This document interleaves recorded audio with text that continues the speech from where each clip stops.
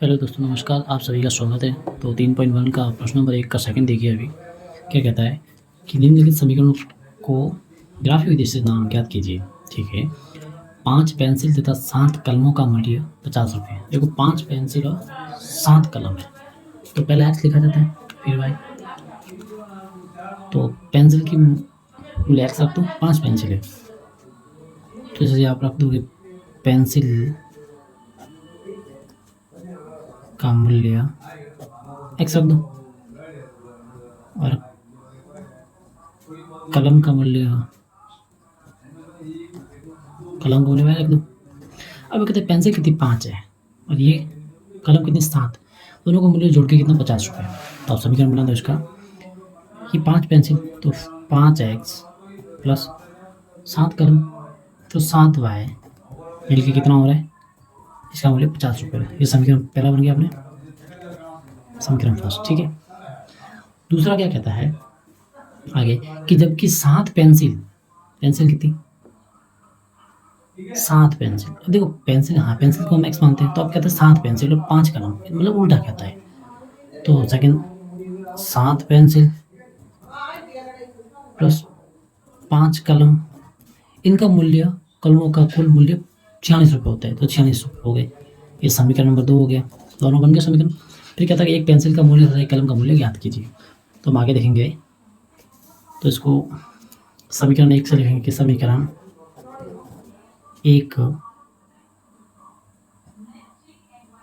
से। आप पहले एक इधर लिख दो, एक इधर। तो समीकरण पहले एक ही हम करेंगे।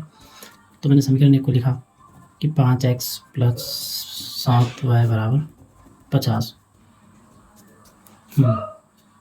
तो मुझे इसको एक वैल्यू फाइंड करनी है, जैसे x बराबर जो भी वैल्यू है वो निकालनी है। तो मैंने लिखा कि 5x बराबर 50, 7x को मैंने 7y को उधर ले गया तो 7y आ गया। तो मेरा x बराबर कितना आ गया, 5 मतलब नीचे आ जाएगा कि 50 माइनस 7y बटा 5। तो मेरा x की वैल्यू आ गई। अब मैं क्या करूँगा, या हम क्या करेंगे, y की वैल्यू रखेंगे और x ऑटोमेटिकली आ जाए। जिस तरह से y की ऐसी वैल्यू रखनी है कि मेरा ये उसके साथ मल्टीप्लाई होके 50 में से घट के 5 का भाग भी जाना चाहिए। जैसे सोचो कि आप मैं y की जगह 0 रखूँ, कितना रखूँ 0। तो जब मैं y की जगह 0 रखता हूँ तो हमें पता है कि 0 को 7 से मल्टीप्लाई किया तो 0 हो जाएगा, 50 में तो कुछ नहीं, 0 गया तो कुछ नहीं गया, तो 5 का भाग 50 में आराम से 10 बार चला जाएगा। देखो समीकरण में अपन को कम से कम 2 या 3 निकालनी पड़ती है वैल्यू, तो आप कम से कम 2 निकाल दो, कम से कम 2। तो आप समीकरण पहले लिख दो यहाँ पे कि समीकरण फर्स्ट, मैं एक सारणी बना रहा हूँ, कम से कम 2 वैल्यू निकालनी है आपको, कम से कम 2 निकालने के बाद आपका समीकरण या ग्राफ बन जाएगा। हाँ, तो मैं जैसे x की जगह, सॉरी अब मैं y की जगह रख रहा हूँ, अपने 0 रख रहा हूँ, तो लिख दो इसमें कि y की जगह मैं 0 रख रहा हूँ। ठीक है, x कितना आगे देखेंगे अभी कि x बराबर 50 माइनस 7, 0 रख दिया, 5 का 5, तो कितना आ रहा है x बराबर कि x बराबर 50 माइनस 7, 0 बच गया 5, तो 50 में से 0 गया 50 ही बचा। वही जब 7 को 0 से मल्टीप्लाई 0 आया, 5 का भाग 5 का 50 में 10 बार, तो x कितना आया, y कितना रखा था मैंने 0, x कितना आया 7, सॉरी x कितना आया 10, तो 0 रखा, x कितना आया, तो एक वैल्यू हमारे निकाल गया, एक और निकालनी है, ऐसे कैसे सेम। तो मैं सेम अब वापस समीकरण नहीं लिख के सीधा लिख रहा हूँ, जो आप देखिएगा समीकरण चलो एक बार लिख लो, आपको फिर समझ नहीं आएगा, समीकरण लिखना जरूरी होता है। ये अपना समीकरण, ठीक है। हाँ, तो मैं y बराबर रख रहा हूँ कि y बराबर, इधर लिख रहा हूँ कि y बराबर मैंने रखा जैसे 5, देख लो 5 इधर को, तब 5 7 35 हो जाएगा, 50 में से 35 घटेगा, कुछ तो बचेगा पूछिए 5 आए तो आ जाएगा, और 5 से जब डिवाइड होगा तो कम्प्लीटली मेरे चला जाएगा, 15 बचेगा। तो देखिए कि 50 माइनस 7 मल्टीप्लाई 5 रखा, 5 का 5, आगे करता हूँ तो 50 माइनस 7 पंजे 35, 35 बटा कितना 5, तो 50 में से जब 35 गया 15 बचा, तो 15 बटा 5, 5 से भाग दिया, 5 दिया 15, तो कितनी बार गया 3 बार। तो y मेरे कितना आ गया, सॉरी x की जगह कितना y रखा, तो मैंने y कितना रखा था, अभी मैंने y रखा 5, x कितना आया मेरे 3 आया, तो इसमें रख दूँ y मैंने 5 रखा, एक्स मेरे 3 आया। मैंने कहा हाँ, कम से कम आप 2 निकाल दीजिए, आपके कंप्लीट आ जाएगा। तो समीकरण 1 का तो हमारे कंप्लीट हुआ। समीकरण 2 का समीकरण यहाँ सामने बना रहा हूँ। इसमें भी आप कम से कम 2 निकाल दीजिए। एक्स रखो या वाई रखो, अपना बात रहेगी वो। तो दूसरा देखिए हमारे, अब मैं समीकरण 2 रख रहा हूँ। तो समीकरण 2 पे हम लिखेंगे। तो हमारा समीकरण 2 ये था कि 7x प्लस 5y बराबर 46 था, यही था। तो सेम 7x एक बार इधर रख दो। 7x पर कुछ वैल्यू निकालनी पड़ेगी, जैसे हमने पहले स्टार्टिंग में निकाली थी कि 7x बराबर 46 माइनस 5y उधर चला गया, 5y उधर गया, तो x बराबर कितना बचा कि 46 माइनस 5y, अब 7 आ जाएगा नीचे। तो x की वैल्यू हमारे कंप्लीट आ गई। अब आप y की जगह कुछ वैल्यू रखेंगे, y की जगह तो मल्टीप्लाई होके माइनस होके फिर 7 का आपको डिवाइड देना, ऐसी ही संख्या रखना ताकि आपके आ जाए। तो मैं पहली संख्या रख रहा हूँ, जैसे मेरे y की जगह मैं रख रहा हूँ, जैसे 5 रख दिया, 25 हो जाएगी।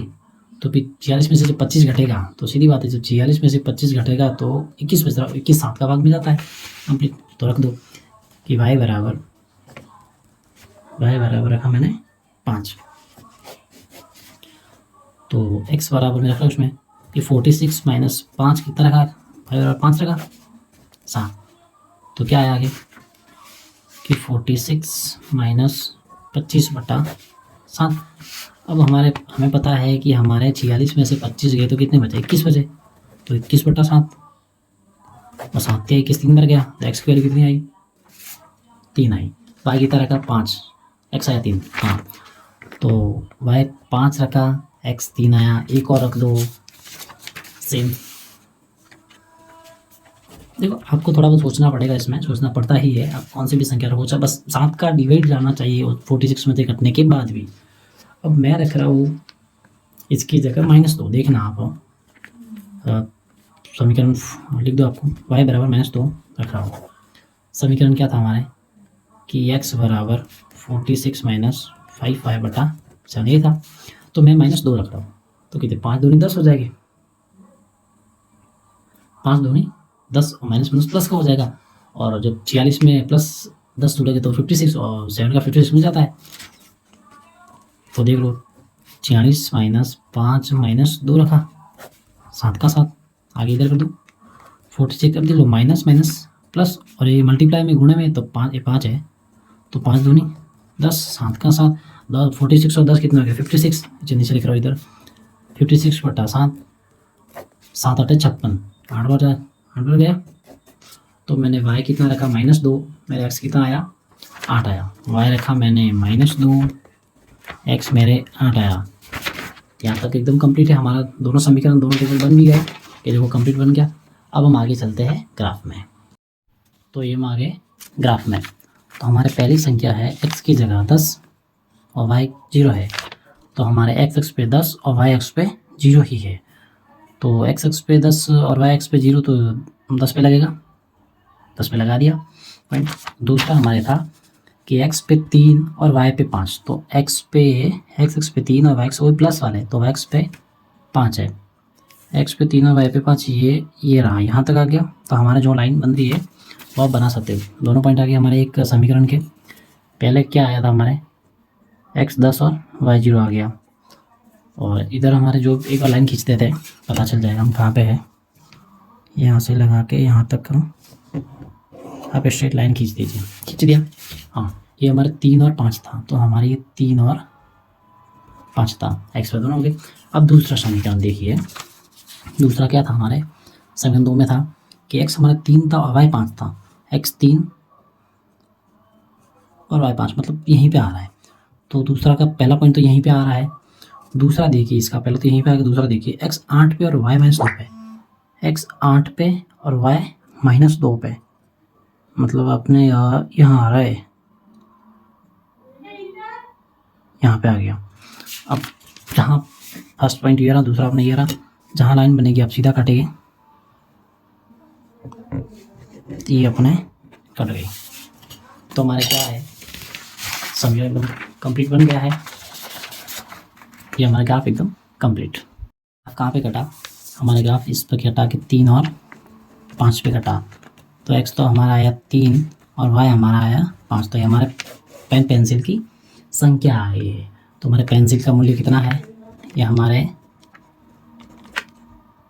पेंसिल का रेट आ गया हमारे 3 रुपये और हमारे कलम का मूल्य आ गया हमारे 5 रुपये। यही तो क्वेश्चन पूछ रहा था। कंप्लीट।